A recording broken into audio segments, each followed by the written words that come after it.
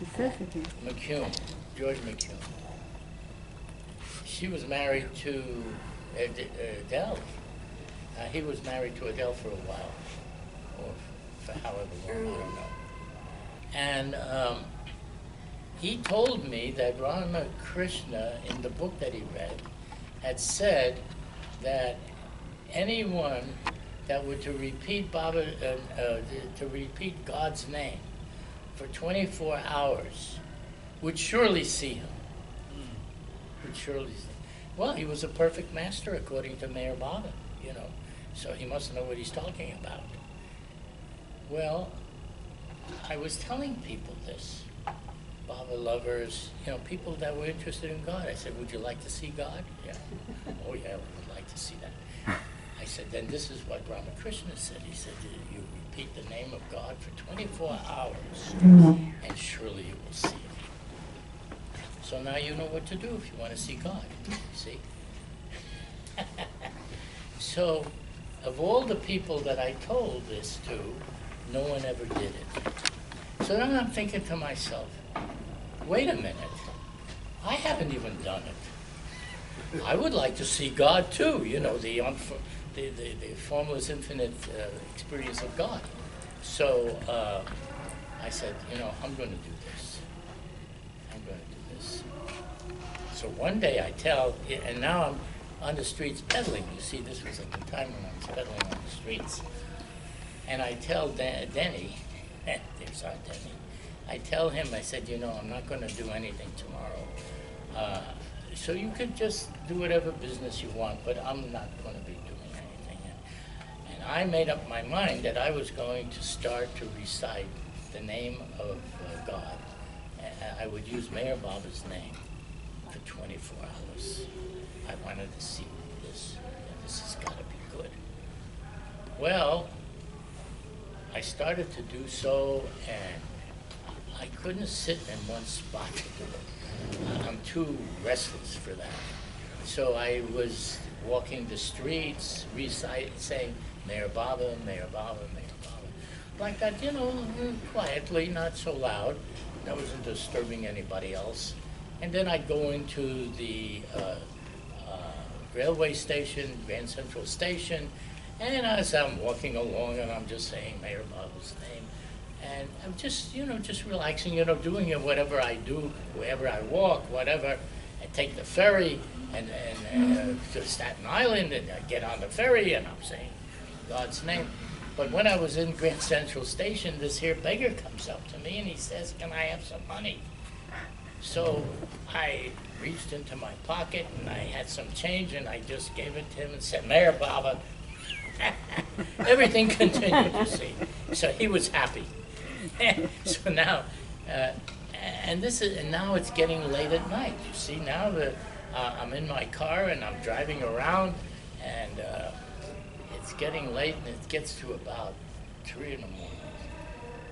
And I started that particular day. I started at 4 in the morning, and now the 24 hours is almost up. It's going to be because now it's 3 in the morning, and I am so tired, man. I feel like I can just close my eyes and I'm out. But no, I had to remain repeating this because I have to do it for 24 hours. And I didn't feel like anything was going to happen. There was nothing preliminary that you're going to see or have a divine experience. So I'm just, but nevertheless, I'm continuing. Now I'm back in Adele's house. That's where we were staying, and I'm looking at the clock, and it's getting to be 4 o'clock. And when it hits 4 o'clock, then it's 24 hours. You see, I'm saying the name, and I don't feel like anything is happening. I say, wait a minute, 4 o'clock. It hits 4 o'clock, and at 4 o'clock, I said, now I can go. Out, I fall asleep. Well, the question was, did you see God? Because that was what it was all about. And I didn't. I didn't see God like that. But I'll tell you what did happen. When I woke up after that, my mind was so sharp, so clear, and I was just, really in a mental state that was much different and clearer than I was normally. And but then you see, I started to think again, well, what is this? This is a mental state, yes, I feel better and all, but I'm not seeing what I was told by a master, according to the book that George was saying. So I said, I got to see this in this book myself. I want to see what it is that he was looking at, that he's telling me about. So then I did, and I had the book of Ramakrishna. So I opened the book up, and it just so happened I opened exactly to where it was saying this very thing. So looking at it, this is what Ramakrishna said. If you were to recite the name of God for 24 hours with all your heart, then surely you would see God. And I thought, this part about all the heart you see, now that, I wasn't told that part. And I thought, well, if I ever do it again, I'll have to do it feeling with all my heart. But that did happen. This was what happened. But did Baba refer to you and Eddie as divine what? I'll tell that story. So he's talking about when I was in India with Baba. And Baba, on this particular day, we were sitting on the carpet, and Baba was sitting on the couch, and all the kids were behind him, and people were coming in. It was the great hall. It was like 200 people would come to be with Baba that day. And Baba looked at us, and he went like this. He said, we're sitting there. He went like this, and it goes like this. So I look at Baba, and he's doing that. I'm thinking, normally one would say to make to do something like that, you'd say you're crazy. No, Baba wouldn't say that. I'm thinking this.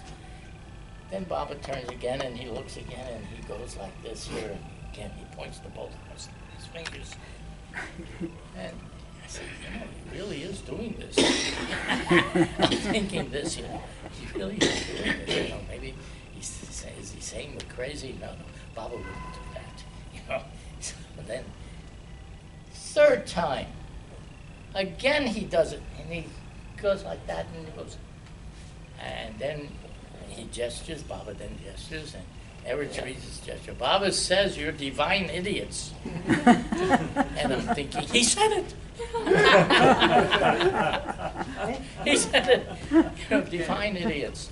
So later, not much later, but Eric was there, and there's Baba sitting in a chair. And while other proceedings are going on, and Baba's sitting there, and we're next to him, and Eric, so I turned to Eric, and I said, well, what does Baba mean by divine idiots? And he says, if you want God, the world will think you're mad. If you want God, the world will think you're mad. Because this is not what the people of the world want. Who says they want God? So you want God, the people will think you're mad. And so I said, well, yeah, I guess I am a divine idiot because that's what I want. You see, I want that. And but divine made it a little better,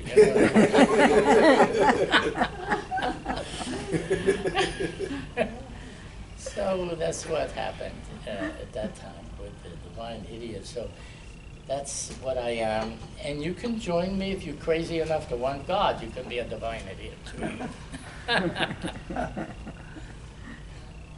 Are we? We're on that. Mm-hmm. I'm supposed to give a talk. So this is my talk here. And I'm also going to read something, which is from my second book, which has not been published. It's good to have a book that's not published. and I have 50 of my circulars that were sent out over the year. We send out one each week. And then we collect them together and make a book out of it. So this is my second book. And I'm going to read one of the circulars that we sent out. We will be sending it out. I think we're still sending out from this book. It's titled Mr. Evil Man. Mr. Evil Man. This is good. Dear lovers of Mayor Baba and my good and bad friends. I gotta be able to see this. There. Who says he is evil? Just because he has no regard for anyone but himself? Or because he steals from the church's donation box?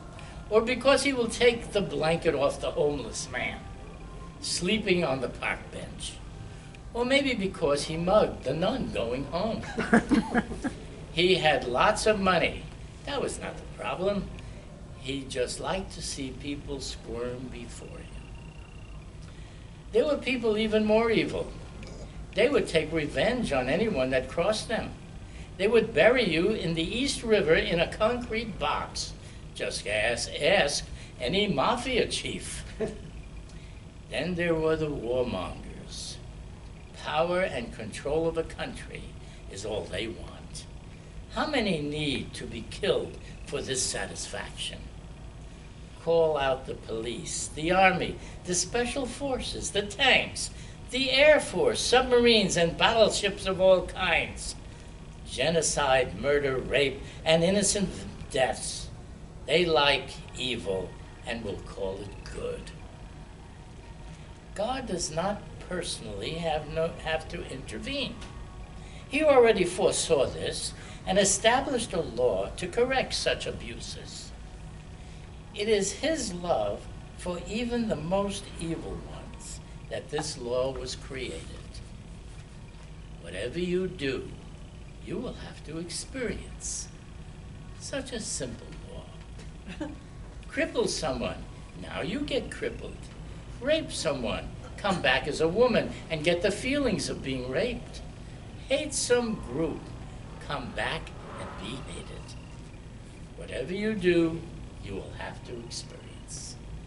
This is the law in his great school of life. Everyone learns every lesson under this law.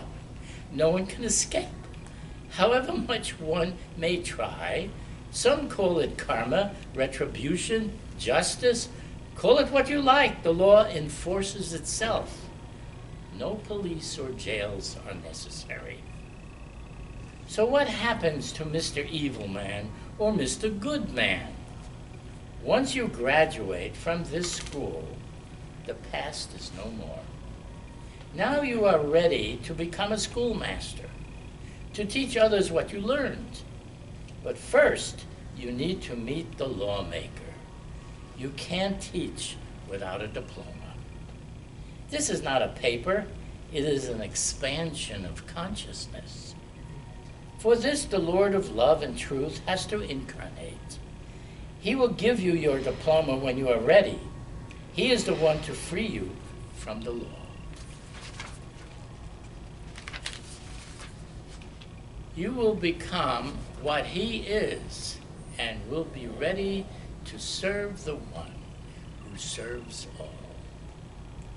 Love you all, Irwin Luck.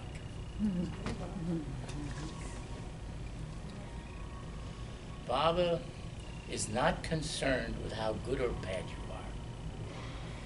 He is concerned only to clear you of all the impressions that are stamped on your mind over the ages in order for you to be able to see your true self as infinite and unlimited for what you really are.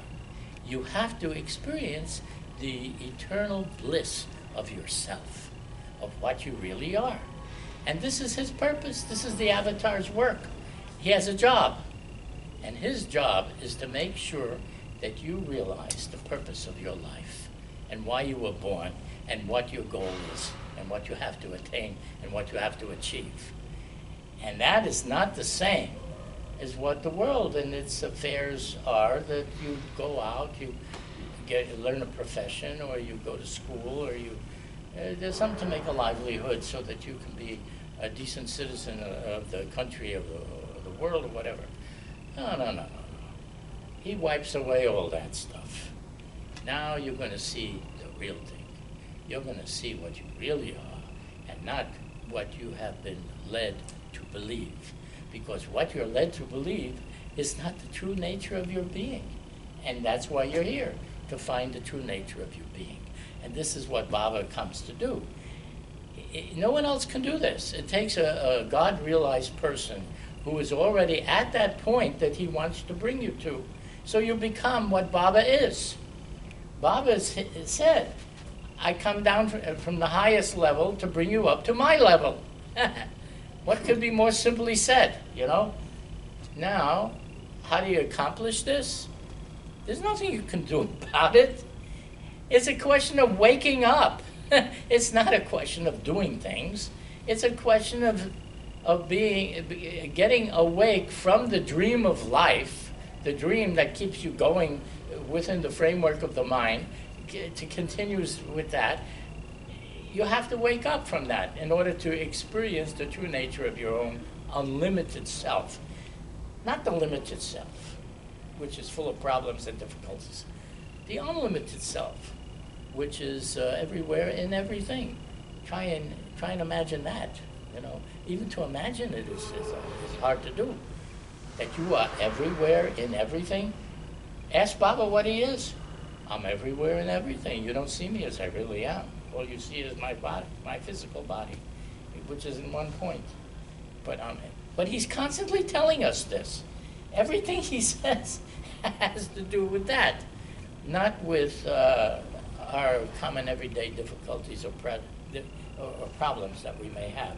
Now, sure, a person comes and says, oh, Baba, you know, I need to be able to find a wife, I need to find a job. Please help me with this here. So, you know, what is it to him? Yeah, I'll give you a help with that too. But that's not the purpose of his being here. He's here to do something much greater for you. And that is what I've come to understand. And that's what I talk about many times in these talks that I give, if you want to hear it. So, now, if anyone has any questions or you want to ask something, you're free to do it. How long will it take? Huh? How long will it take to be free and to become one?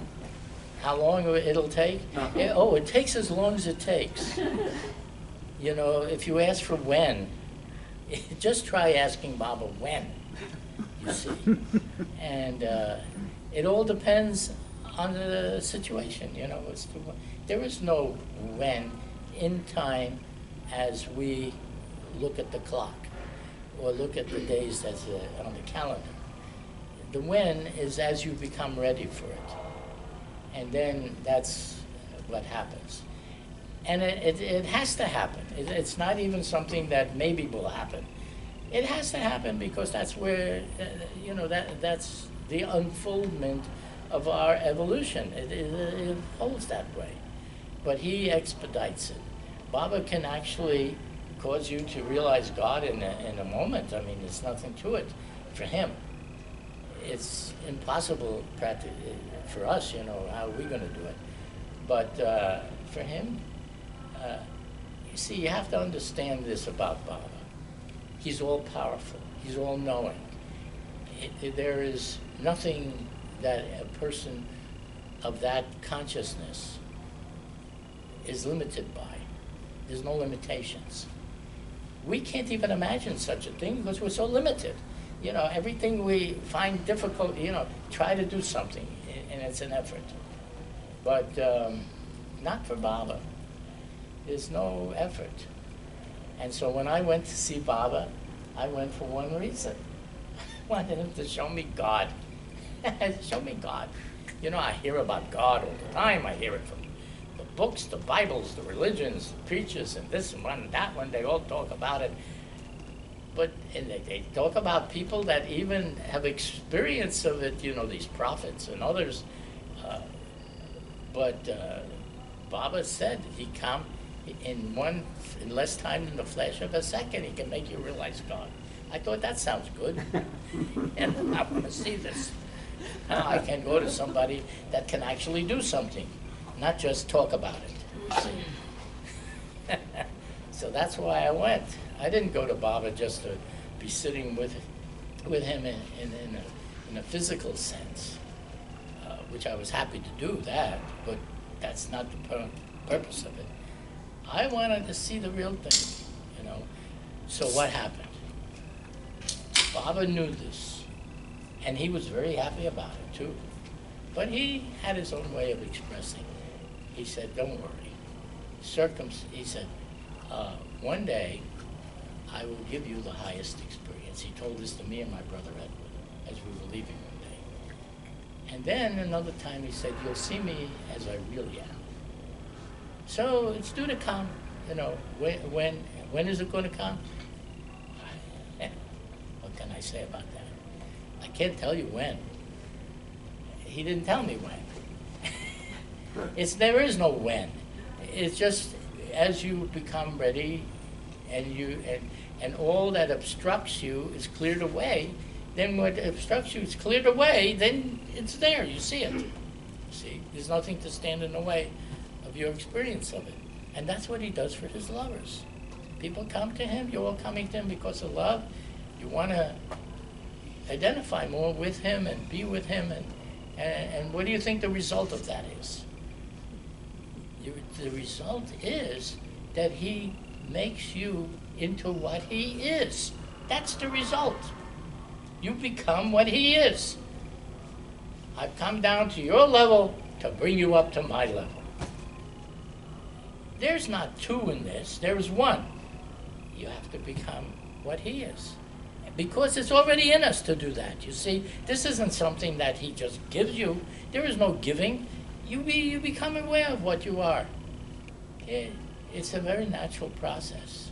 Very, very natural. It's more natural than breathing. And you better keep breathing, by the way. Don't stop. I'm going to read you something else unless somebody wants to say something more. Should we deep breathe? Hmm? Should we deep breathe? Deep breathe? Shall we deep breathe? You want to know if you should deep breathe? Yeah. I advise you not to stop. Keep breathing in. You want to deep breathe? Yeah. It'll be all right to do that. Okay. I didn't write this book for nothing. So now at least I have a chance to read something. This is called The God-Man and His Ways.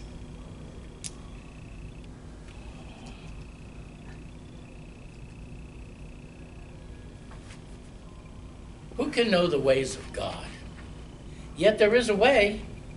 He has to tell us why and what he does. Still, we are not able to see this great God. This God with no shape or form. The invisible Lord of everything, much beyond human sight. So this great oversoul of all beings, knowing this, takes a human form. He gets born the good old-fashioned way and enters a family. But being the knower of everything, he has a mission to help humanity, as well as all other creatures, wherever and whatever they may be. So he tells us he is God in human form, so we can see him. My father could not believe this. No man can be God, he would say. There are so many false prophets. Some even say they are God and are in mental institutions. He would tell me of one in New York. He had a church and attracted poor people in Harlem with free chicken dinners each Saturday.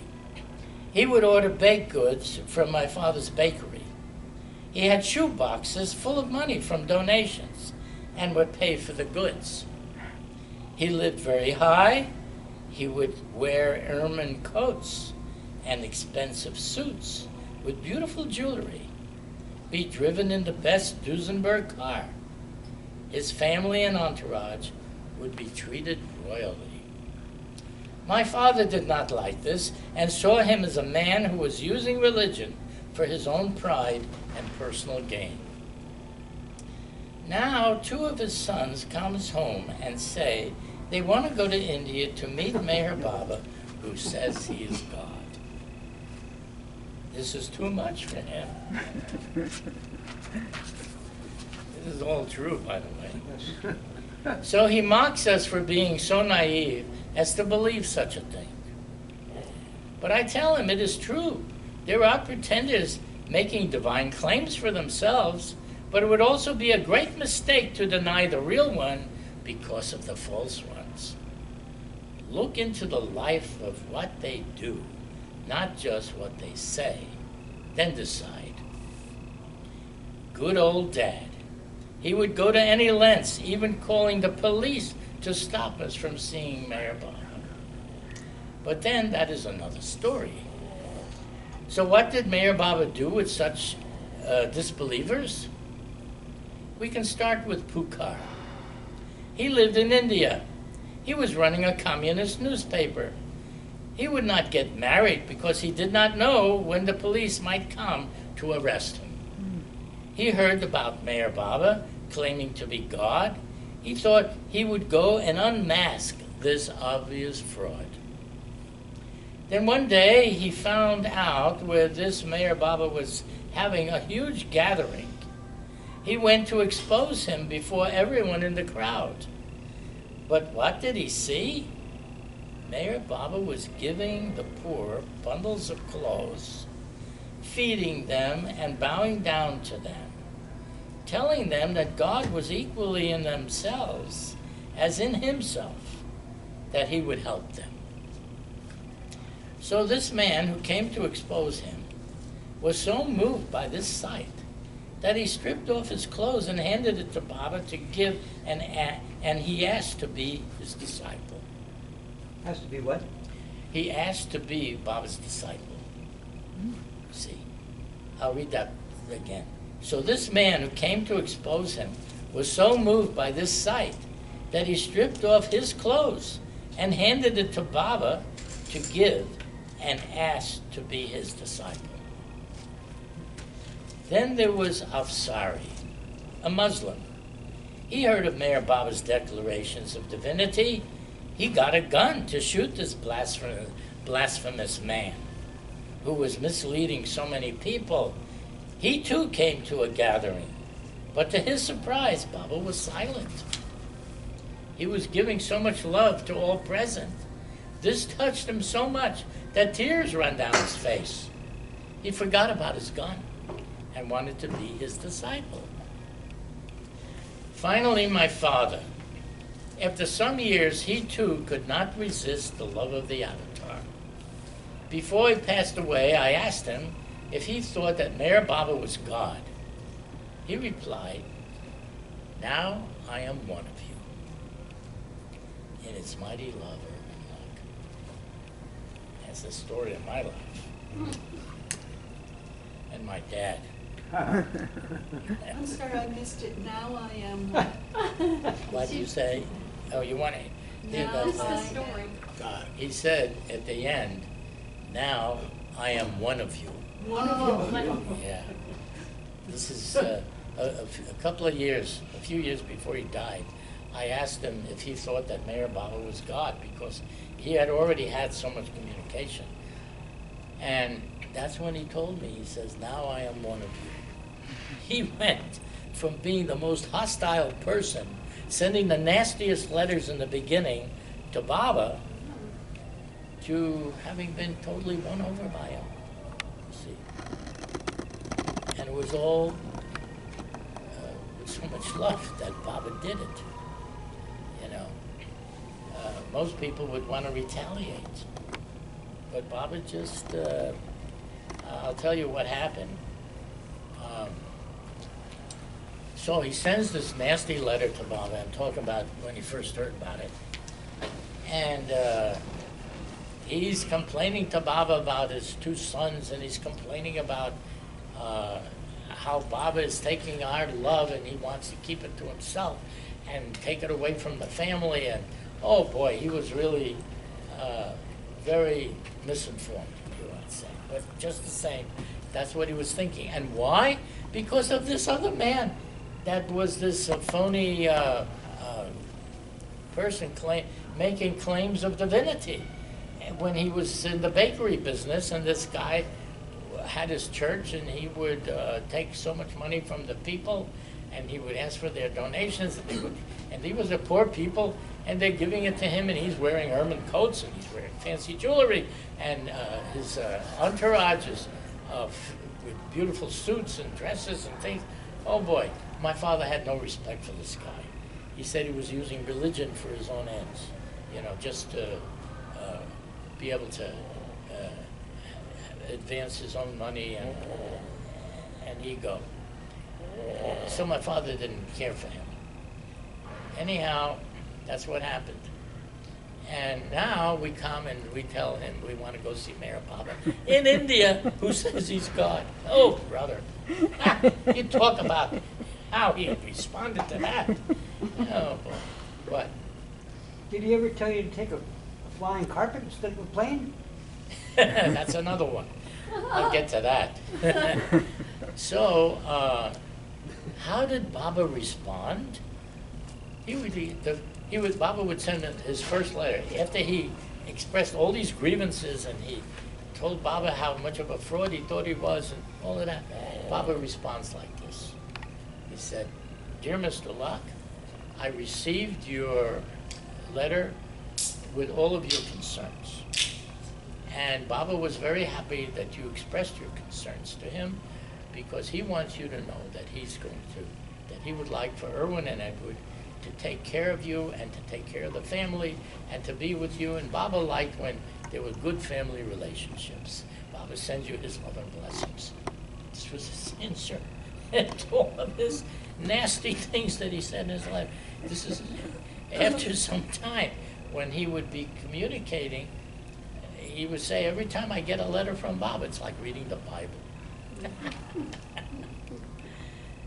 What was you asking me about? Oh, Flying carpet. What? Flying carpet. Flying carpet. Yeah, one of the letters that my dad sent was, he was being very facetious, of course. And he was saying, if you really want to see them, send them a flying carpet that they can get to see you. Because he wasn't going to have nothing to do with helping to pay for any airfares or anything. So when we went to see Baba, we went on Air India, which was known to be the flying carpet airline.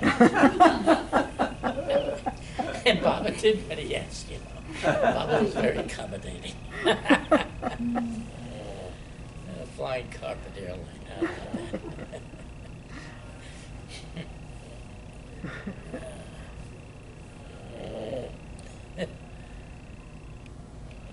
So my life has been one adventure with Baba. Baba is not a dull avatar.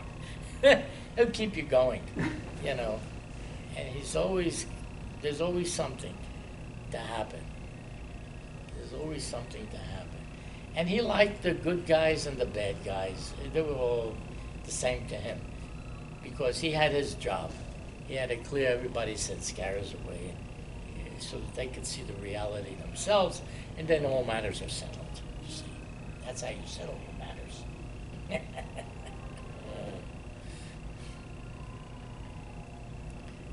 Anyone else? What were his interactions when he did go, your father, when he went to India? He would have met Mani and Mandali. He would he have met in Pune, the twins and Baba's brothers, or? Well, you're asking about how my dad responded when he went to India, and he did. He was always, whenever my brother Edward and I wanted to go to India, we would tell him, and he would say, "Why do you want to go again? You're just going to give money to the airlines. Yeah, it's ridiculous. You don't need to go over there. What do you think is going to happen? You'll go there and then you'll come back. That's it. You know, that was all that he could think of. So I said, look, Dad, we're going, you've had this correspondence and communication with Baba. Now, you've also had it with some of his Mandali, his disciples. Don't you, and you've already expressed that you regret that you never met Meher Baba. And then you blame me also that you didn't meet him. He did. He would blame me. He would try to stop us from going, and then he would, in the end, he wanted to blame both me and Edward that he didn't get to meet Meher Baba finally.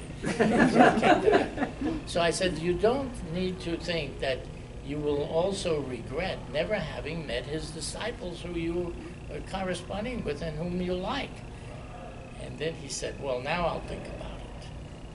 And he went. He actually decided that he would go. First he was telling us not to go, and now he's deciding that he's going to go.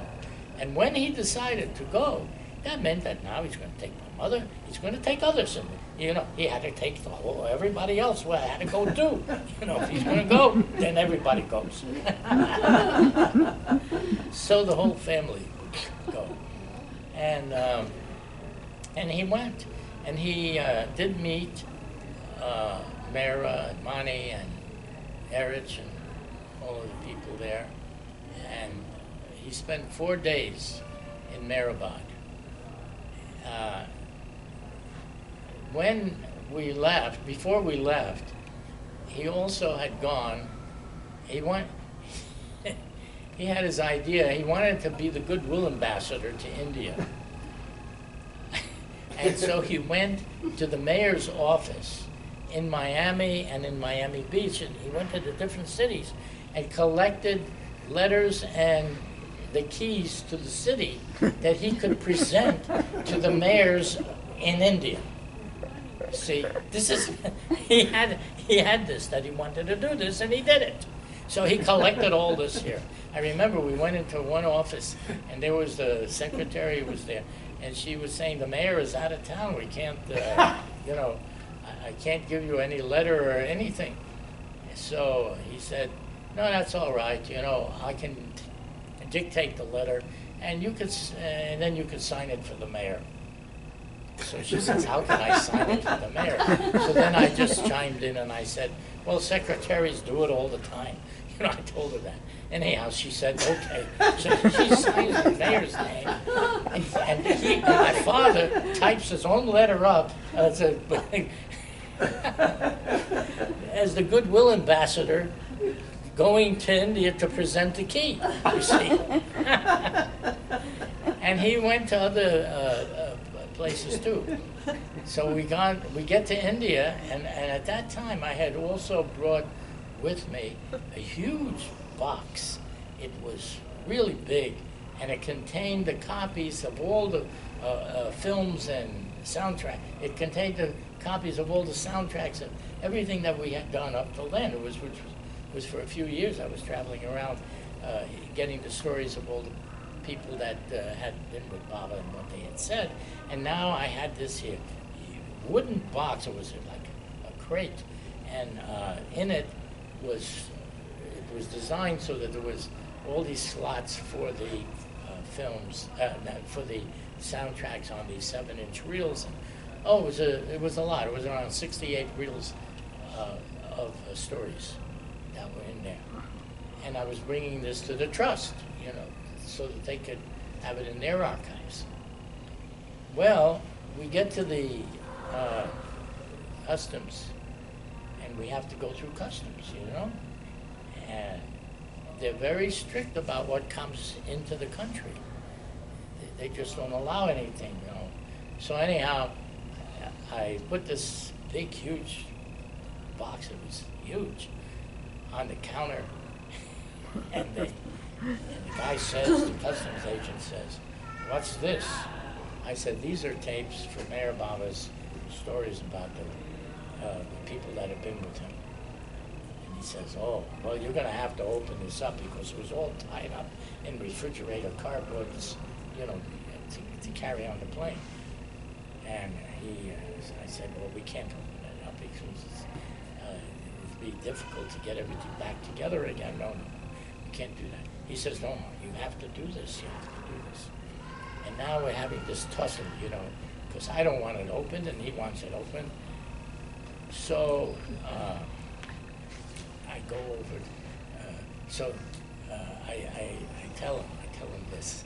I said, Bobby, I'm thinking to Bob, how are we going to get through it? And all of a sudden, an idea comes, and I tell him, I said, do you know who this man is? And he said, what man? And I said, that man there. It's my dad, I said, do you know who he is? He says, no. I said, you don't know that the goodwill ambassador from the United States has come to the keys to the cities?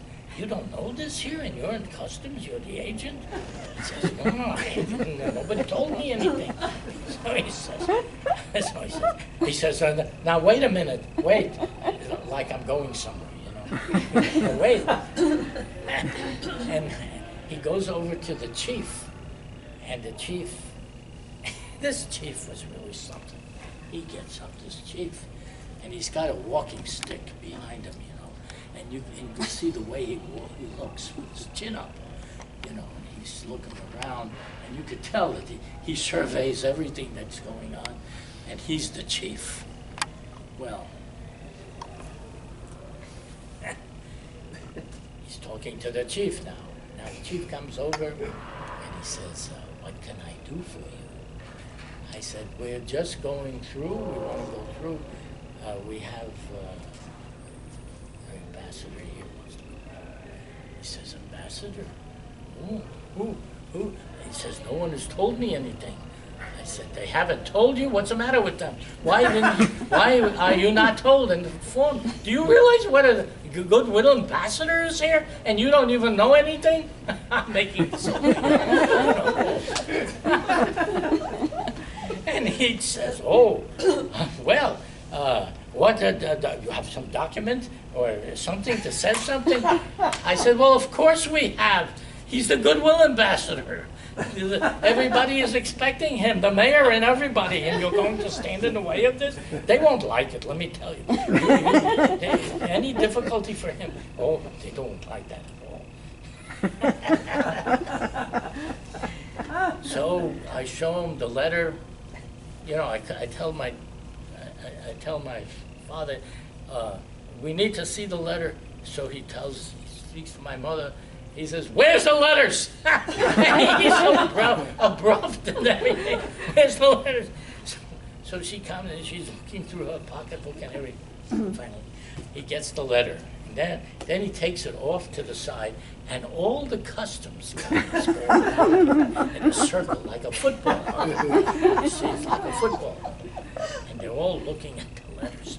And now he says, he comes over to me and he says, I would like if you could do me a favor. I said, what do you want? He says, I would like you to take that box and everybody just go and nobody say anything to anybody and just go. And just like that. And will you do this? I said, you know something, I'll do it for you. I'm going to do this for you. So now they're asking me so sweetly if I'll do it, if I'll even just take everything and go without opening up. So that's how we went through. And with my dad, with this here idea to go and get these letters and these keys to the city, God knows. But it got it got all that information and everything that we had for the trust through. Just because of that. Because at that time when he wanted that, I thought, oh brother, what is he bothered with all of that for? We're going to Mehrabad to see the Mandalay, to be at Baba's Samadhi. And everything was used very well. See, Baba has, I can just say that Baba knows what he's doing. That's what happened. Another one? You have another question? You know whatever happened to that handkerchief, the Nargish? What? that Nargis had given you? The scarf? Yes. Do you know what happened to it? You know, everything has a story attached. So you tell part realize- of it and I'll tell you the end. Yeah, well, I'm going to tell you the story. He's right. He's came up with an idea. Baba had given me and Edward a scarf and told us to treasure it. This was something that he gave to me to bring back the first time I had gone to see Baba. Now, this scarf was distinctive. Baba pointed, I said, this one is for Edward, and this will be for you. There was a difference, you know, which is the who to go to. So, all right. So I took it back, and we were getting letters from Baba where he would direct us in various things when I came back to the States. And this scarf, now, in those days, my father was very against Baba. So what happens, he goes into my room, and he takes the letters that came from Baba, and he takes the scarf, and he throws it into the bay. Oh, Wow. my God. Right. He did that. Now, it's gone, and Baba said to treasure these, you know? He knows there's a reason for that. Anyhow, he throws it into the bay. I even, afterwards, I said, what happened to our things? He says, I threw it into the bay. So I go diving into the bay to see if I can recover something, but it was impossible. It was too dark, you couldn't see anything, and the water was too murky, and it was anything. Well, I decide, okay, I'm going to write to Baba, and I'm going to tell him what happened. Because this was out of my control. I didn't expect this to happen. And Baba sends back a letter. And Baba says, the scarf has served its purpose. You did not get upset with your father. And that was the purpose.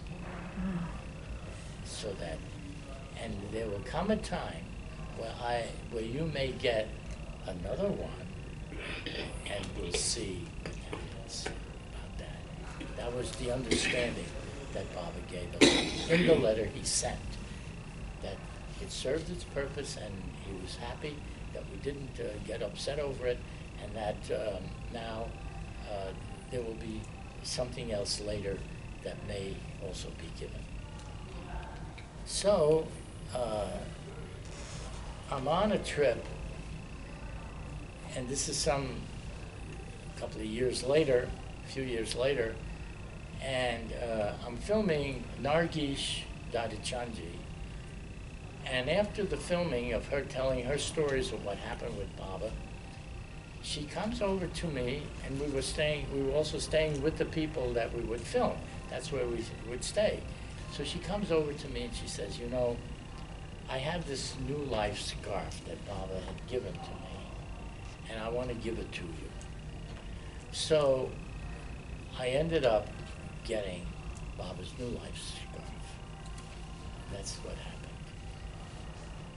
You got Baba's new Scarf. scarf. Thank you. Huh? Could you She can didn't hear me it, but I okay? said scarf. Huh? I needed to hear the word scarf. Scarf. Yeah. Yeah. And that's what happened. I was given the New Life scarf at that time. What? go ahead with the story. Oh, so what happened to the scarf then? So now I had it for many years, and whenever I wasn't feeling well or there was something that happened, I would put that scarf on, and it would feel much better right away, and everything would get settled. Well, we can say, was it caused by the scarf or whatever, but that was what I would do. Then it happened,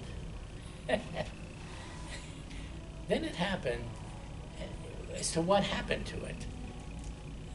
The scarf, after some years, began to become threadbare.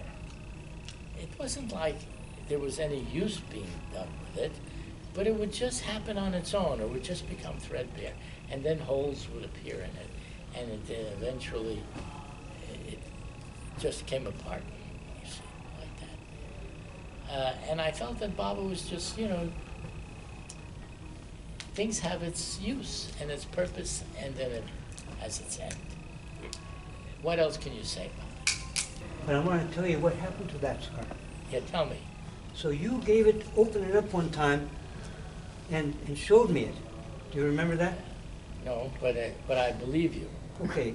So, and I just sat there with it in my hands, and I didn't know what to do with it. And I tried folding it up, and I couldn't get it right. And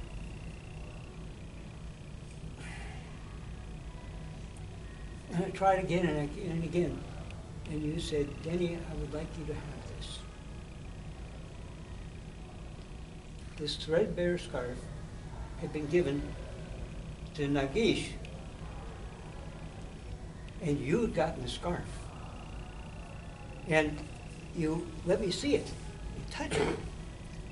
And I couldn't fold it back up to put it away nicely so you could have it. And I guess you don't have a good memory always. You forgot about that. So I had this scarf. And one day, I was watching Frankie when he was dying, and he couldn't talk anymore. And I thought, oh, well, let me give this to Frankie to hold while he's in the bed down here. His children wouldn't come up and watch because his wife didn't want them coming up to watch as he was dying. So I gave this scarf to Frank to hold. And another friend had had an accident, and I had to go and take care of them. And when I came back, I asked Irene if she had Baba's scarf, because Frank had died. And she said, no, I don't know about it. Well, I gave it to Frank, and I thought maybe you would get this back. And she didn't. I guess they folded it up in the bed sheets after Frank had died. Frank was the old caretaker at the center. And I never got the scarf back. Wow. So now you know what happened to the scarf. Yes, I didn't remember that. But No, you didn't know about it. I haven't told that story, ever. I see. Uh-huh. So now you know what happened to the scarf. Yeah, well. And I owe that to you. Wow, that's something. Yeah, well, Thank you, Irwin. there's a movie called The Robe that Jesus supposedly had. And it's sort of like that, you know, it's like an ancient story that repeats itself in various ways. You know, let's say. That's what it was like when you were recording. After Baba died, you did all that recording. And how did you start doing that? And Well, you know, when Baba dropped his body, I was driving a taxi at the time. And this one day, I was driving, I took the car out from the garage, and I was driving, waiting for somebody to hail the taxi. It was in New York. And they would hail the taxi, you know. And there was always right away, you know, people would want a taxi to go someplace or do something.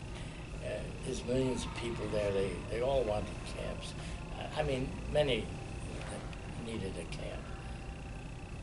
But there was nobody hailing me right away, so, you know, about half an hour went by, nobody hailed me. Oh boy, that's unusual. An hour goes by, not one person would hail the taxi.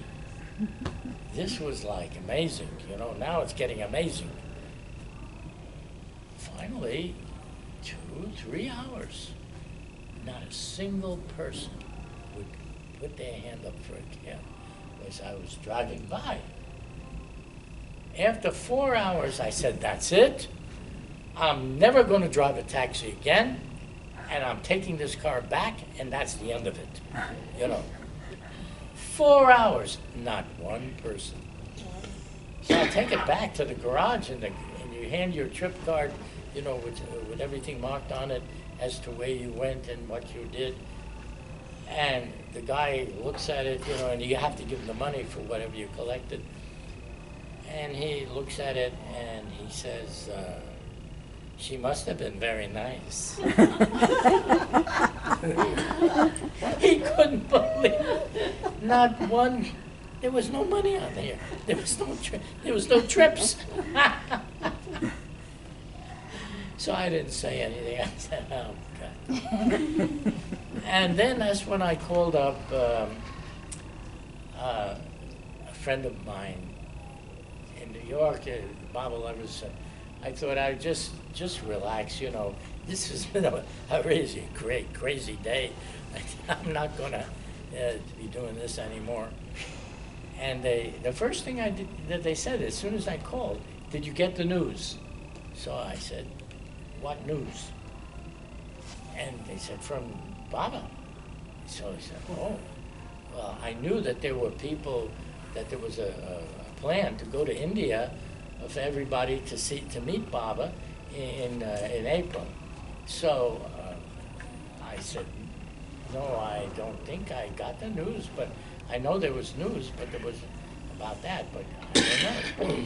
So I said, I don't know about this. So they said, oh, a telegram came from Adi, and the cable said that Avatar Mayor Baba has dropped his physical body to live eternally in the hearts of his lovers everywhere, and has been interned in his tomb, which he had ordered to be built for him long ago.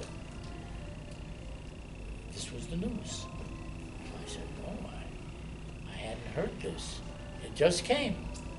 And then I said, repeat that again, because I knew how Baba would communicate. See, we had already gotten so many letters and everything for 10 years from Baba directing and guiding, so I had a feeling of how Baba conveys things. So I said, say it again. And they repeated it again. And then I said to myself, I said, yeah, this is for real. This was not just something that was being said. No, this is for real. So instead of going to their house, I went over to Fred and Ella Winnefeld's home, who were the group heads for New York. You know, they were the group heads, and I knew that they would be able to confirm anything. Sure enough, there's people from all over the country calling about the same message, because there was an item in the newspaper, and it was a small item saying that Mayor Baba had died and in a cave and had been silent for many years. Well, I knew that couldn't, that wasn't so. He wasn't in a cave. But the fact of his being silent, so these people were confused, said, what is this, and so they were calling Fred and Ella to find out what happened, and then they would be told. Well, now I thought, oh, now I'm going to go to India. I'm going to go to the Samadhi. I want to be there, and Edward and I both decided right away that we were going to do that. So Fred says to me, he says, you can't. We told him we're going to leave. He says, no, you can't go. I said, why not? He said, because we're telling everybody not to go now because the Mandali will have too much to do. They had to take care of all the people, and at the same time, the situation with Mayor Baba having left his body and such, it's too much work. So we don't. So don't go. Don't go now. So I said, listen, Fred, I'm going. And Edward said the same thing. I'm going. And he says, why are you not doing what? because all the group heads in different parts of the country were telling everybody the same thing, see not to go. So I said, listen, Fred, let me tell you something. You're going to regret this. You don't go, you'll regret it later. Because I'm going. So now, so we left. When we got there, we're at the foot of the hill, of Maribot Hill. Erich is there, and Erich is happy to see us, and everything. And he says, "Where is everybody?" There's thousands of Easterners coming in long lines up the hill to the Samadhi to pay their respects. There's thousands, and now the amount of Westerners coming would be compared to that a handful, maybe a few hundred. So I said, well, this is what we were. They're told that they're afraid that you're going to make too much work for you and not to go now, so they're not coming. Anyhow, he leads us up to the Samadhi, and we enter into the Samadhi, and of course we see Baba in the crypt, and we could see him wrapped in the cloth that they had, but you could see his face, and so we were able to pay our respect at that time, but at the same time, he was to be buried that day. That was on the 7th day that he had been interned. Because when we heard that he was interned, we thought it was already covered up. What do we know about interned? So that's what we thought. But no, he was not. Now he was still open that you could see him. And there was the ice that was around him because it was very hot at that time. And in the crypt it was cooler. But they had this ice around him with sawdust on the ice to absorb any water. And then it was now to be taken out, all that sawdust and things. And we lowered the box over Baba because the open end of the box, see, Baba was lying on the lid of the box. They had him lying in the crypt on the lid of the box. And then the box was open at one end, and that was what was lowered over it. And we each had a rope from each corner of the box. Everybody, there was a few of us that lowered it. And Ed and I were able to do that. So it was like that. Now, what was I to do? Because my whole life was centered around Baba. Whatever he was doing, told us to do, we would do it. Now, he's not doing that. So it occurred to me at that point to go out and to begin to record the people that had been with him, the stories that they had to tell. And it wasn't like I just thought of it the very moment I was there like that, but later it came about. And one of the reasons was because, what's his name? He was a Sufi. He had a 16mm camera, and he was shooting some of the footage of the darshan. Huh? Alan Cohen? Not No? Alan. Okay. No. The one that did the filming was, anyhow, he was doing that, and then later he went out to film the Mandalay sitting around to tell what was happening, but there was no sound to his picture. So I said to him, why don't we just set up a tape recorder, record them saying it while you're shooting, and then later you can match it up together. And that's exactly what they did. What happened. But that was where it all really started. And then I began to think, well, there must be so many great stories out there for people to tell about what happened when they were with him. Because Baba had so many people that were under his direction, all over the world, not just the ones that were living with him in Maribot. So we did everything, it took, so we went out for, it was about 6 or 7 years of filming, making many trips to Australia, throughout India, throughout the United States, There was so much that went on in the course of gathering all that stories together.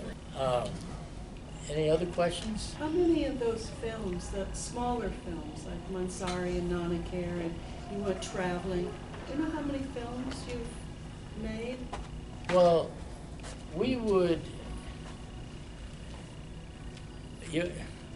there was about 93,000 feet of color film made in the course of the entire travels.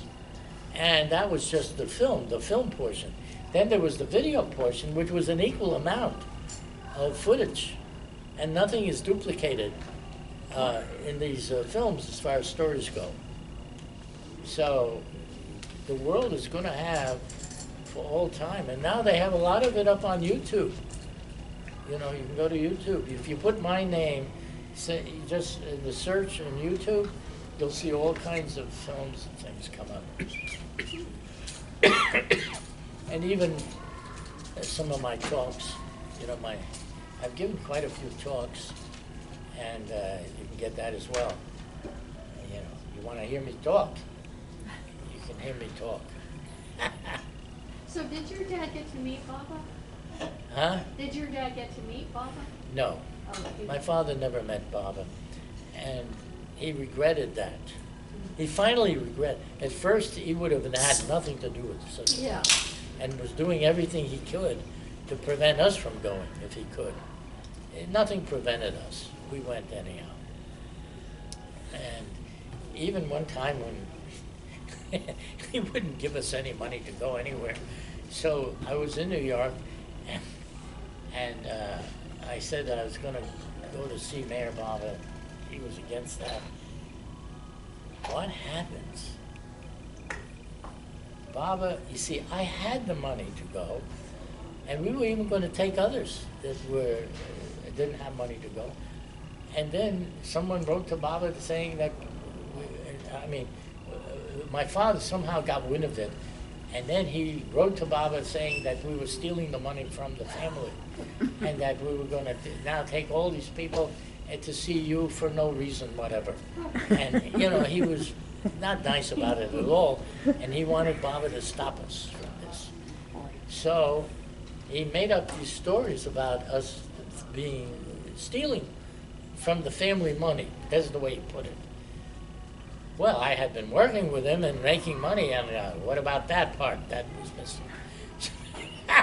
He wouldn't listen to that. Anyhow, it turned out that Adi, Baba didn't answer that directly. Instead, Adi wrote back saying that we should give to him whatever amount that he claims is his to clear off this thing. So, well, when I got that letter, I said, okay. So I go over to my father. I said, look, Dad, here's the letter that came. And it says to give you whatever you want, and then you should lend us whatever amount we need to go and make the trip. So he looks at it, and he says, well, what are you going to do about it? I said, what do you want? I'll give you whatever you want. He says, I want it all. I said, didn't I earn anything? He said, that's not the point. The whole thing is the principle of the thing. So I said, okay, I'll give it all to you. So he says it's a trick. He says, you're not going to do that. It's a trick. You all in cahoots with a trick. To trick me. I said, it's no trick. Do it. He says, oh yeah? I'm going to go to the bank tomorrow. I'll get the papers, and you can just sign your account over to me, and then we'll see. I said, okay, do whatever you want. So he does that. He goes to the bank, and he gets the papers and whatnot, and he brings it home, and he says, here, sign. So I sign. And he tucks it in his jacket, and he goes over to his chair, his favorite chair, where he would sit, and he sits down there with a big smile on his face. He's so happy. Now, because no money, no go. This is the thing. So he's just very happy. So I go over to him, and I said, well, Dad, now I did my part. according to the letter that we got, Edwin and I want to be able to go, and if you can, and we'll borrow the money from you. You lend us the money. And he says, I'll think about it. He said, there's no time to think. The flight is going to be leaving shortly, and we have to send whatever it is to get the tickets. He says, don't push me. You push me, I won't do anything. I said, well, I have to know. I mean, you can't just, it's better if you should just say, no, you don't want to do it. And then I'll have to find other ways to do whatever. He says, other ways? What other ways? My dad was really a sharp. He was smart, you know. That's one thing about him. He was no dummy. So he knew his way around the block. So I said, well, I'll just go to New York, you know, see what I can do about it. And he says, well, I'm not doing anything until I think about it. I said, but Dad, I'm not trying to push you, but the thing is, they need it right away because the flight is going to be leaving. He says, there you go again, he's pushing me. He says, forget it, I'm not doing anything. I said, all right. So I go to New York, and I'm going to different banks, and I have this credit card. It was an American Express credit card, which I never used. I had no credit with them at all. Never used it once. So I go into the American Express office because they were advertising, fly now, pay later. So I thought, okay, you know, let's see what happens. I go in and I say, I want a ticket to India, to Bombay from New York. So the woman says, I'll have to check and with the credit department, make sure it's okay. I said, sure, check. So she makes her call and she hangs up and she says, when did you want to leave? I'm thinking, Jesus, this is something. I'm going to be bad. The credit. So I said, oh, and then I remembered my brother. You see, Baba wanted the both of us to come together. So now I say, actually, make it 2 tickets because we're going to have 2 of us going. So she said, oh, I'll have to check with the credit department again. So she goes, I said, oh, yeah, check. So she checks, and she says, I'm sorry, but only 1 ticket. They'll do 1 ticket. They won't do 2. And I'm thinking, I can't do this. How are you going to do it? Baba wants 2. It means 2. It don't mean 1. So,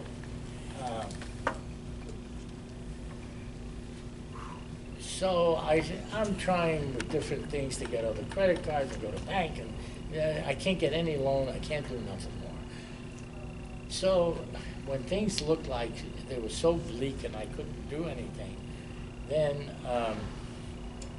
I called up Phil Collins, who was in Miami, because he had received a letter from Baba that he should avail himself of the opportunity of going to the East-West Gathering. He was given this invitation by Baba. And he was a man that never had no money. You know, he didn't like to work. He didn't like to do anything. The only thing he did is he would fix cars under a tree in his front yard. So but he had no means to go. So he says, so I called him up and I said, look, Phil, I have a ticket here. I can't use it. But Baba has said to you that you should go, so here's a ticket for you to go if you want to take it, but you'll have to pay it back later. So he says, I can't take that. I said, well, why not? He said, I'm not worthy. He was not worthy. That was what he told me. I said, worthy? Baba didn't say you had to be worthy. Why are you making up something that you're not worthy? If he says you should come, that's all you need to know. You don't have to think whether you're worthy or not. This is not the question here. So he says, when you put it like that, I'll take it. But he says, I still can't go. I said, well, why not? Now, why not for that?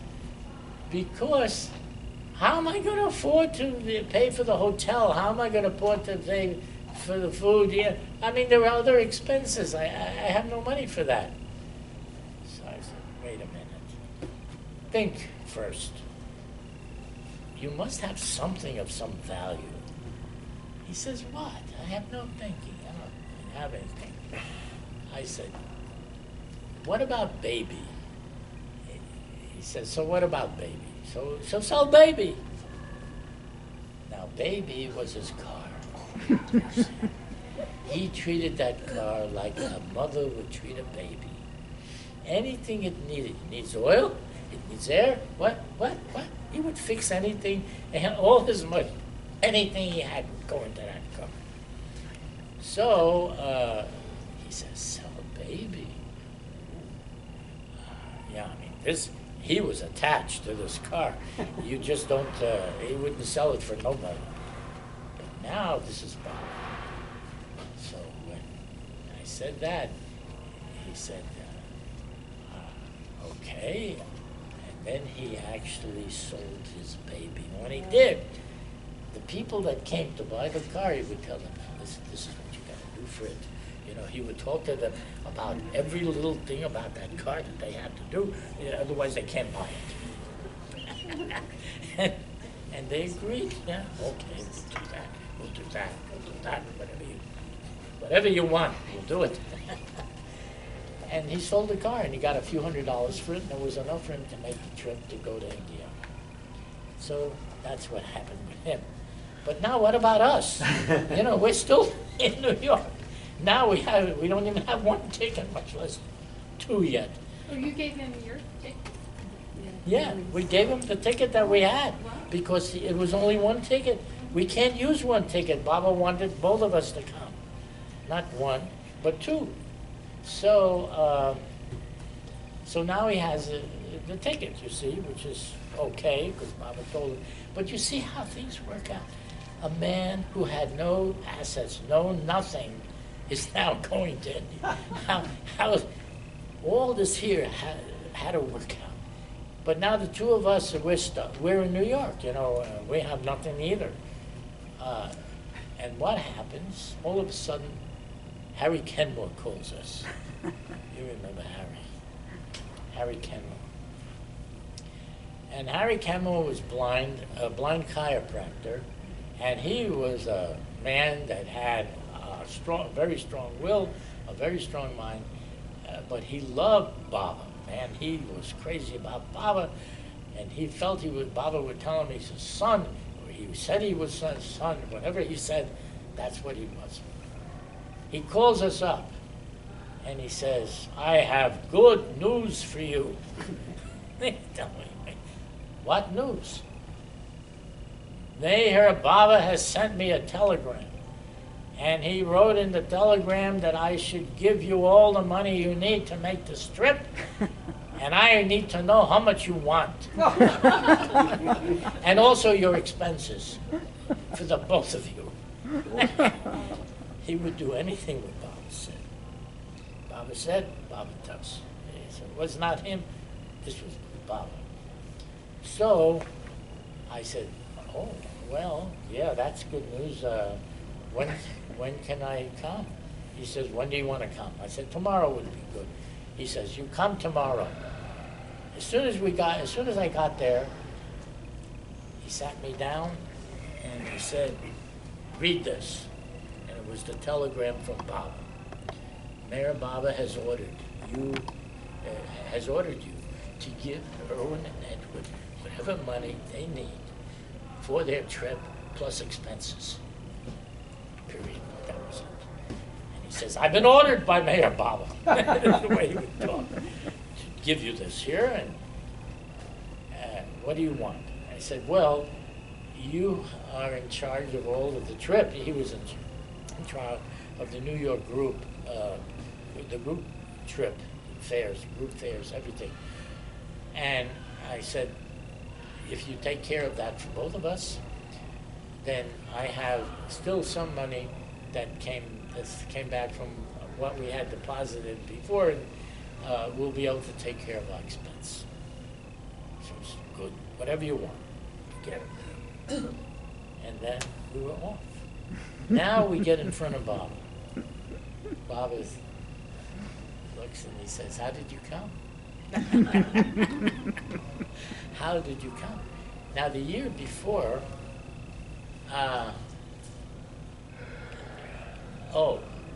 so I made a mistake, actually, because what happened was I didn't tell Baba it was your will like I had done previously when I came. This time, I was saying how things worked out or whatever it is, and Baba didn't say anything. Then later, Baba called us in, and he turned this into a debt that we were now to pay That you Henry what? back.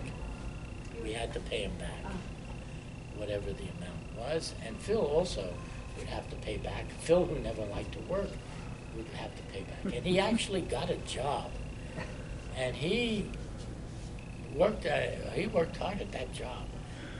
And he would send me the money to send to American Express to pay off that.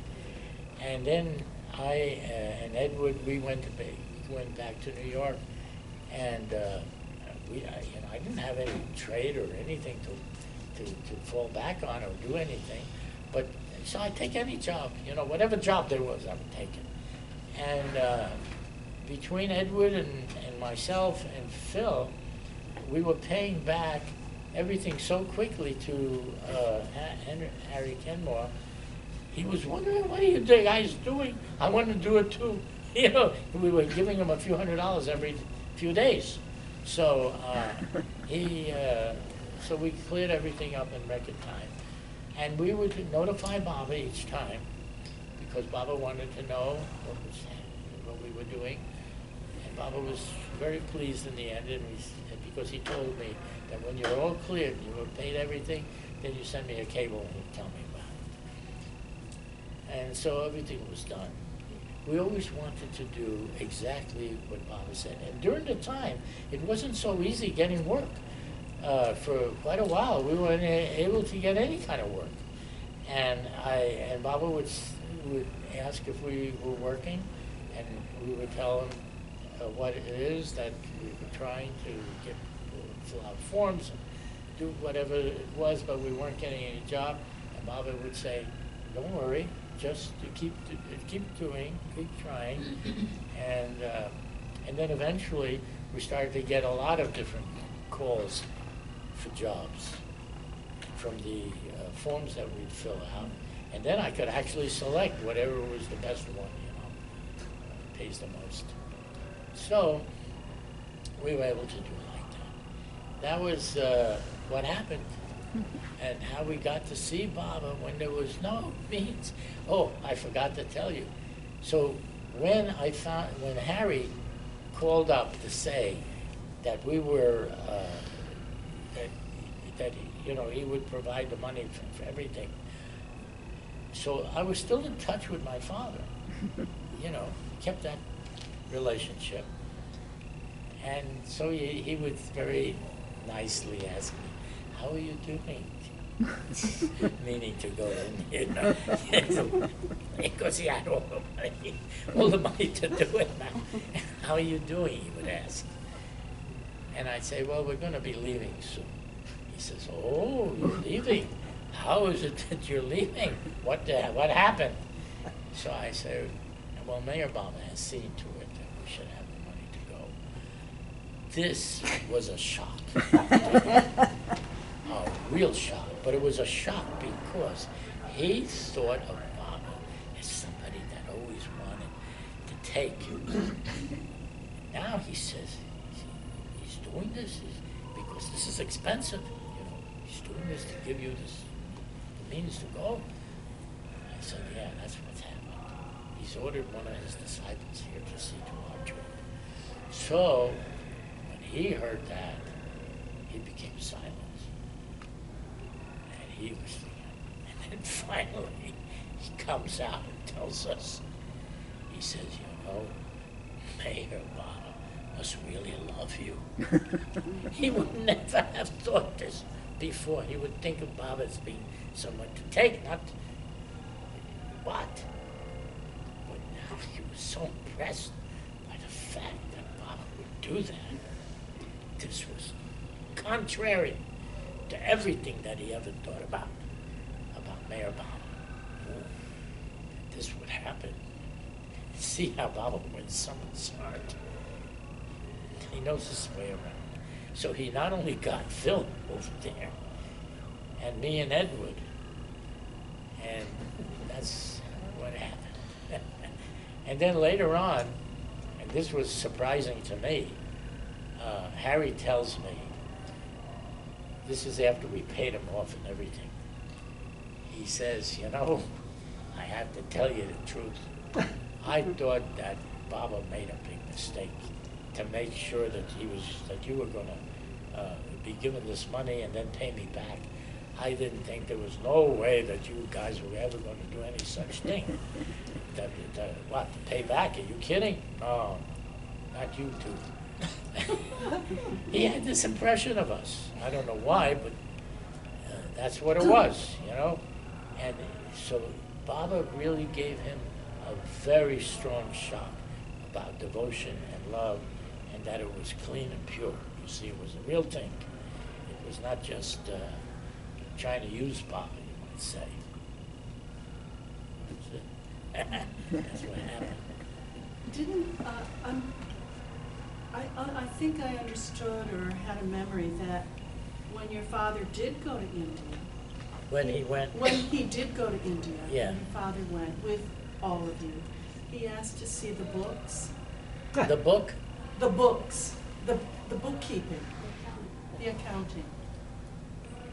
Money. I thought that he had asked to see. Oh, yeah, he Yeah. might have. No, that's Oh, what I yeah. wondered. You know, he was a very materialistic person. He wanted to see, he wanted, I guess, Erich or Monty or whoever was in charge of the accounts, Baba's accounts, to see it. You know, I guess he wanted to see what it was used for. But there was something like that happened at that time, and he was satisfied. Whatever he saw, he was satisfied. You know. He didn't see nothing awkward, strange, or that there was any abuses. I suppose he was looking to see that,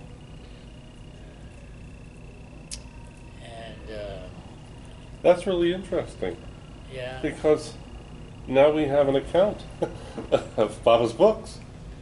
Yeah, You know, from that they my were dad, good. no less. Yeah. Because you can believe him. If he found Right. something, Sure. you would know about it right away. Yeah. Yeah.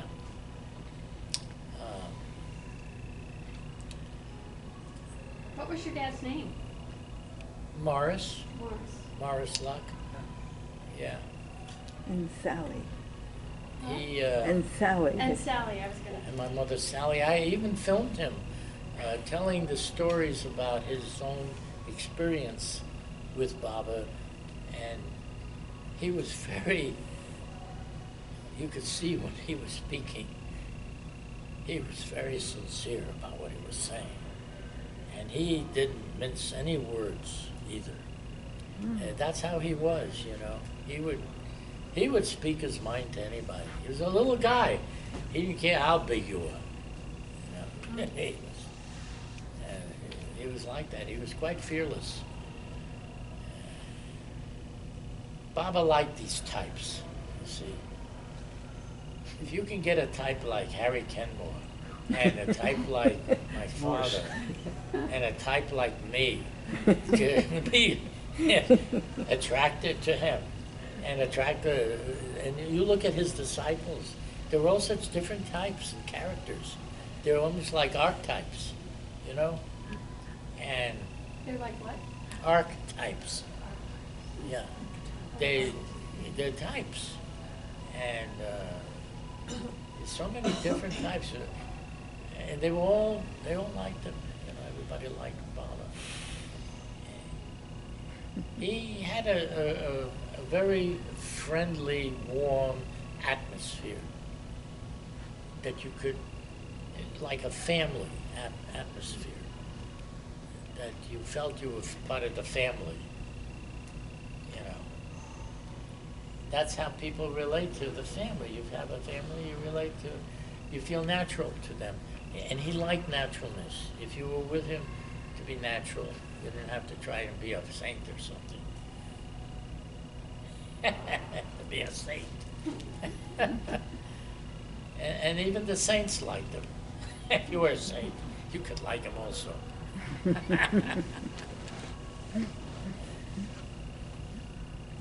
I'll tell you one other story about money. When I was with Baba, one day he made the gestures in his pockets, and he would like take his pockets out, and he said, I don't have any money. He said, I have holes in my pocket. They all go, money goes right into a hole. I don't have it. I'm sort of paraphrasing, the way Baba explained things. And I felt that the money that I had come with, which was about $300 that I had on that first trip,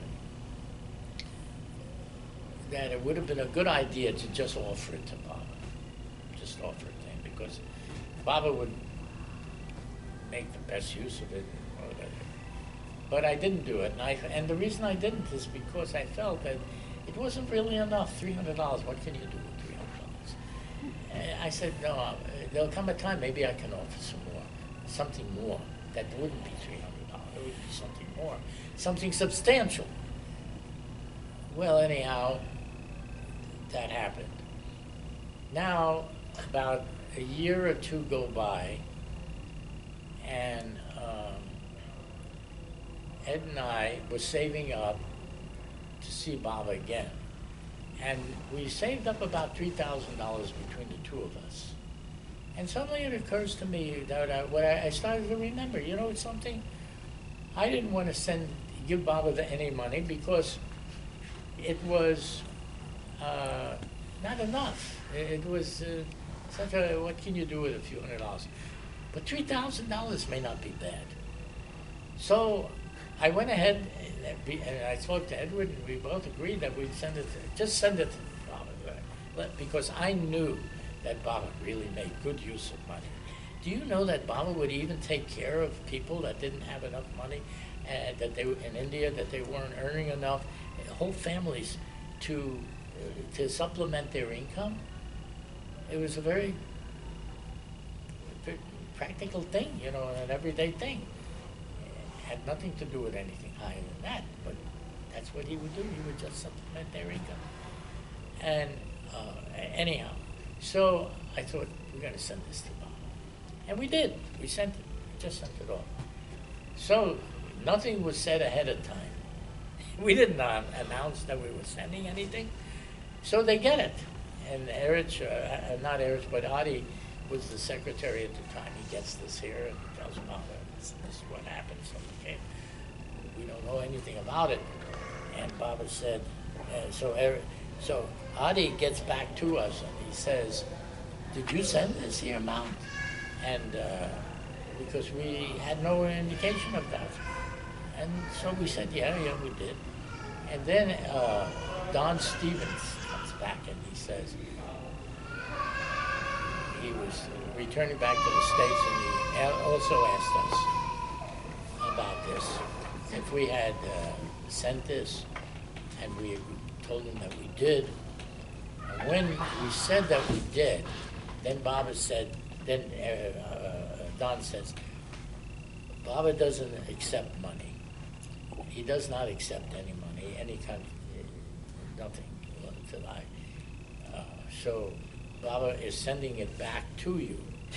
And Baba said that you could put it into a separate account, which you would have on your name. And that money, and he would let you know what is to be used for later. So we did. We had this money now, and we became responsible for this account, and the money was sent for different things, for some of the books that were being done. I think God Speaks was one of them. Another edition was being made. It helped with that. And then in the end, there was still, when Baba dropped his body, there was still $500 left in the account. So when I was in India, I told Mani, I said, we have this money in the account. don't know what to do with it. She said, oh, Baba had told us what to do, and you're to send this, and she told us to who, I think it was Fred and Ella, that they would be they had instructions as to how to use money. So that ended that count. But the point is that we became responsible, and then ever since then, I've always been responsible for different things. You know, it's like he set the thing up that way, or the way that my future is. You know, Baba would work, and it seemed like he was doing something on the surface, but there was a lot going on behind the scenes and in the future, what you couldn't tell. One future story was with Francis Brabazon. Francis Brabazon, Baba told me that if I had any questions, I should ask Francis. And he sent us outside after he dismissed everyone to go on the bench, and I should ask him something and he should answer me something. All right, well, I didn't really care to ask him anything because Baba's there. I mean, who wants to be asking Francis? But anyhow, Baba said that, so we did that, and he didn't. And Francis was not the kind of person that liked to answer questions anyhow. But Baba told him he does, so he did it. We both did it. 15 years goes by, and now I want to go to Australia, and I want Francis to tell the stories of what happened when he was with Baba for 10 years, you see. Oh, so now I write to him, and I say, Francis, I'm coming with some cameras and film, and I want to ask you some questions, and I want to ask the others questions. Anybody that's been with Baba should answer, and you've been with Baba so long, you're a very important person to ask. And he writes back to me, he says, I'm not answering anything. Yeah. So, so I get that. So a couple of months later, I send another letter to do it again. You know, I asked him, I said, please, it would be so good. So many people would like to hear what you have to say about your years with Baba. Won't you please answer, won't you please tell us the stories of what happened? And he sends back another letter, and he says, no. I'm not doing this. Don't ask me. You know, I'm sort of paraphrasing a bit, but that was the bottom line. Now, I'm thinking about it. I said, what am I going to do? I got to get this guy to answer. He's got to do this here because he has all this experience with Bob. So then it comes to me. It's like Baba really gave me the key. And when did he give me the key? Not then. 15 years before. Now I write to him a different letter. I said, Francis, do you remember when Baba said that if I had any questions that I should ask you? And if you think that, and I'm coming to Australia, and I'm going to be interviewing everybody, including you, if you will allow, because Baba said that I should ask you whatever, and you should answer me. And if you think that this order still stands, then you have to answer my questions. Now, the one thing about Francis, he was a real tough Australian. Don't ever mix yourself up to think that he wasn't. But when it came to Baba, that was horrible. If Baba said, Francis does. And then he was all ready. Now, I didn't even have time to get a letter back from him as to whether he would do it or not. I just decided, look, I'm going, whoever wants to talk can talk, I'll film them, and that's all. You know, I'm not making anybody do nothing. Then I get there with my film team, with Ann Woods and Martha Tillema, and they get out of the car, and we're in Avatar's abode now, that's where he was, and they get out, and he is waiting there, and sure enough, they give me a big hug and embrace, and I see he's being very nice to them and he's welcoming them. But I don't know what he's going to do with me because I'm another case. This is a different case. So I step out, I go over, and he's so nice. And now he's so welcoming. And you know what he does? He tells me, he says, listen, I want that you should film what is in Baba's house that we made for him. And I'll tell you the story of what happened. And then he's telling me where I should be filming. And then he asked me, is that okay? And I said, yes, that's exactly okay. That's okay. That's what happened. And now everybody will have these films. You see him telling all these great stories of what occurred with Baba. But then I found out why he didn't want to do it all along. There was a reason. And the reason was that he was losing his memory. Oh. He had even written a book, which was it's a really great book about Baba. And then he was in the middle of writing another book, but he had to stop because he could not remember the things that he wanted to write. And for that reason, I found out that was why he was reluctant to be interviewed, because his memory was failing him. But when I was there, he remembered everything. See, Baba turned the key for him and he remembered. And these films will be very valuable and good for everybody to see. They can see it. How long did it take you to work on that major film that you did, the two-part? The movie Mayor Baba, Avatar of the Age. Yeah. That movie, you know, that was in production for many years. It had to be restored. It had to be... There was so much that had to be done for that, because that film was deteriorating. It was what? Yeah, it was a deteriorating film. It would have not been usable for people to see.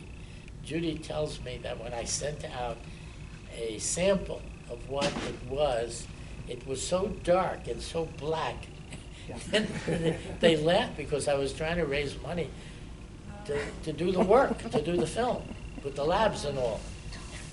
And it was so dark. So they were laughing that people could really send it out. It was a piece of black film. And he was to donate money just so that he could save it.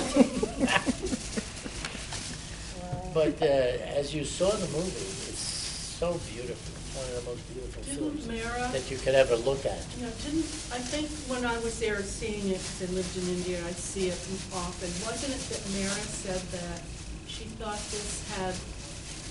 it represented or had the feeling of Baba, and more in that movie than all the others. So they loved to play that, but they always played the one part more than the other part. I can't remember. Well, I don't know what they play, but I do know that it is a film that really touches the heart. And I know that I made it. You know, it isn't like I'm trying to make it sound like I made the best film that ever was, but I did. And, of Baba, I mean, when you see it, it speaks for itself, because every word in that movie is Baba's own quote. We took all the words of Baba against the picture, because there was no sound when the film was made, you see. And whatever was on the screen, we found the words that would match that. And Baba's telling his own story about what happened, what you're looking at. You see, this is what was also great about it, especially the must scenes. See, and then there was also certain parts of that film that is nowhere else, because this is the only footage of Baba journeying to contact Mus. Dr. Deshmukh shot all that footage, and when you saw it in its original form, it just was very, little scenes. But when you see it in this movie, after we worked on it, it really comes out. And you can see what these books are, and what Baba and how Baba felt about them, and what they felt about Baba through the dialogue that goes along with it. There was one scene, just to give you an idea, of Baba playing marbles. Now this was only, let me see, 10 frames long. You know what 10 frames is? It Half a goes second. through at 24 frames a second. The film footage goes at 24 frames a second. And this was only 10 frames. By the time we were done with it, we had it at 45 seconds. And this is not like freezing the frame and there's no skipping it. No, this was in full motion. It was about 45 seconds. And Baba is telling about how he plays marbles with the universe. That was the dialogue that was going on with it. And you see him shooting marbles in the film. He's doing it. But that was part of the art and craft of making this movie. Everything was saved. It was not only restored, but it was a saved film. One of the most beautiful films that could be, you know. And I'm not putting any of the other films down. There's a lot of great films of Baba. You know, I think that every film of Baba is great. But the thing is, as a movie, this was special. This was quite special. But it took years to do it, because we had to work on this over and over and over again on these scenes. You send it to the labs, and they'd send it back, and they developed the negatives, and it was a lot of work that went on into it. But it was all fine, you know, that was what it took, that's what we did. Baba once told me, he says, "You have tenacity." Well, I put it to good use. How long did it take before you got the finished product? How many years? Because there were a number. I'd say about 6 or 7 years. Yeah. And when it was finished, I even was showing it to, in the beginning, I showed it to Ann Forbes at that time in Miami, and I said, you know, maybe we still have to do some more work, because, you know, you become like a perfectionist.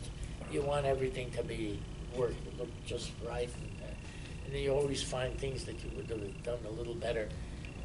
And so but the film was there, and I showed it to her, and she looked at it, and she said, "That's enough. You do it now. This is finished." So I thought, okay, finished it is. And then it was sent to India. We went to India and we showed it there. That's when Mara saw it, along with the other men and women in Mehrabad. It was the first time. And then, what? Well, I'm not trying to interrupt, but I want to ask you one more question. You're telling about all the delightful experiences you've had. Have you told what a trickster you are? What? A trickster you've been. Trickster. Yeah. A trickster. Do you remember a story about the Shouties and Baba being on TV? What about it? Do you remember that story? About with Henry Kishouty and Yeah. Baba on TV? Keisha. When you came up from Florida on the way there, and how you tricked Harry into thinking that Baba was on TV? I don't remember that. So you had this little machine that you hooked up to his TV. Oh, well, it was a video player. Yeah. So what happened when Harry came home from wherever he was? When Harry came back, I think he was at work and we were there at the house.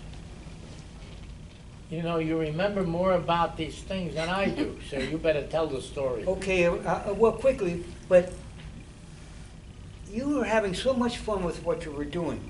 Yeah. So you hooked up a film of Baba on his TV.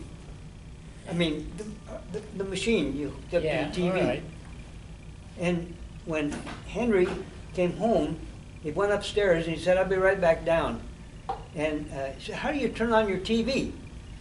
And you remember this now? No, but it sounds good. So he said, "Well, I wanted to see something on the news. Would you turn on shows your TV?" So as he lifted up to turn on the TV, we hooked the connection up. So So you could see the film of what? that was done? No, Film that? this is just another Oh. little film you had of Oh. some I see. Baba. And there was Baba on the TV now when he turned it on. Okay. You Yeah. remember that now? Well, I don't, but it sounds like something I might do. Something. You were always just throwing out so Well, much there's love always around having there. some sort of fun with something, yeah. It would have been a good thing to, Harry, I mean, for him to see this on the television of Mayor Baba all of a sudden, So- way on his TV yet. So what happened when Keisha came home? Yeah, what happened? Yeah, okay. So Henry got such a kick out of this, he said, when Keisha went upstairs, she said, "Play this again." And she comes down. And Henry said, "Come here, Keisha, come here, come here." And she comes running down the stairs and, "Baba's on TV." You don't remember that? Oh, I wish I did. Well, I'll tell you about it another time. Yeah. You were a trickster. Yeah, well, it sounds like something that could have happened, right? Yeah, well, you know, I have to have fun with Baba too. Baba always liked a lot of humor also. He was a great sport when it came to that, you know. You always had respect for who he is, but at the same time, he liked to have humor and fun, and he didn't like long faces. If you were getting too serious on him, he would have somebody do something. He had the most unlikely person get up and do a dance. You know, the most unlikely one. It was hilarious. But that's what happened.